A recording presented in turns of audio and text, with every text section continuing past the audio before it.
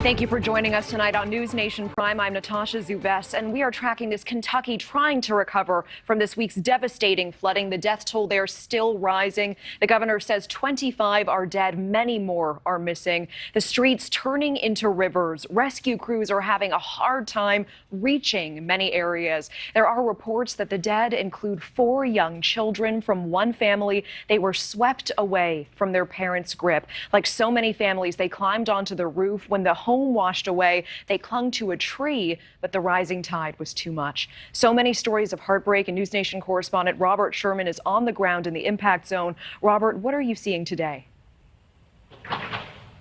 Well, this is one of the epicenters here, Knott County, which is where a lot of damage has taken place. At one point, the floodwaters were up to about halfway up this window. Water's now gone, and you can see just how much debris has been left behind.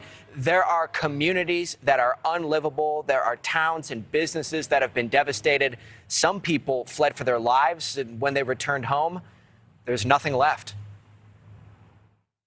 About right here was the kitchen, and we had a kitchen window right here.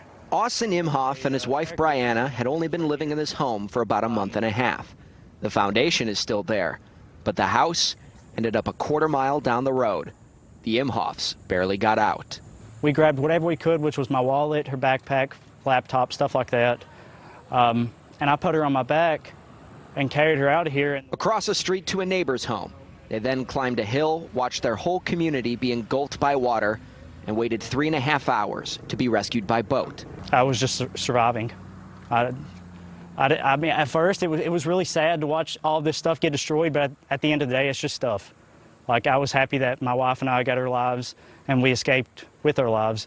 The story of the Imhoffs is similar to that of over 1,200 Kentuckians who escaped death and have been rescued by air and boat.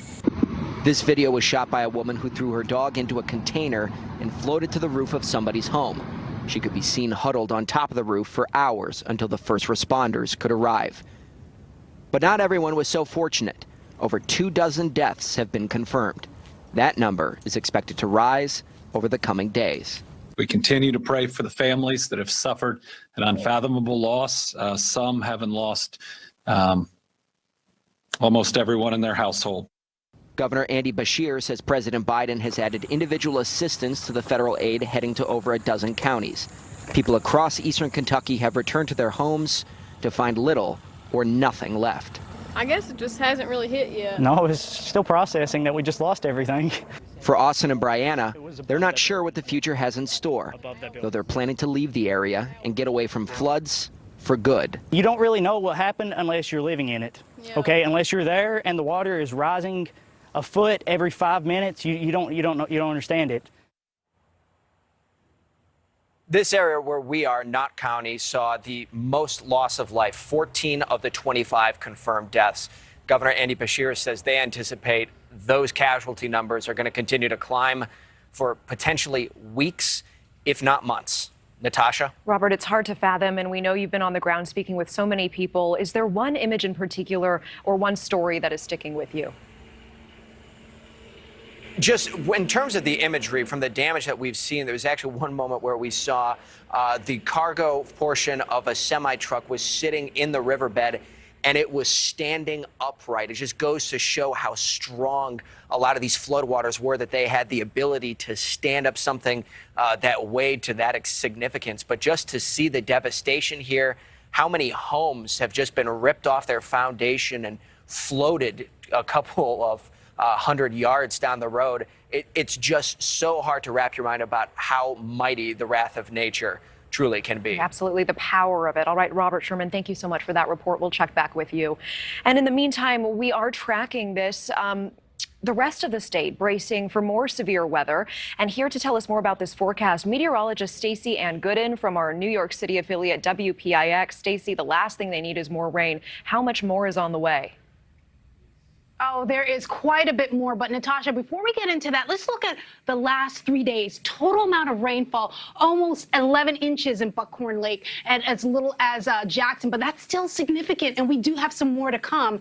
As we take a look at the expected rainfall from these thunderstorms that'll be firing up, we anticipate 1 to 3 inches quite possible. Isolated spots could see even higher locally around London or so. 3+ inches quite possible. We are under a flood watch across much of the state. Flood warning also in effect. So here's the deal. This is what's going to be happening. Right now, we got plenty of sunshine. We have comfortable conditions, but don't get too comfortable with these temperatures because they're going to go up.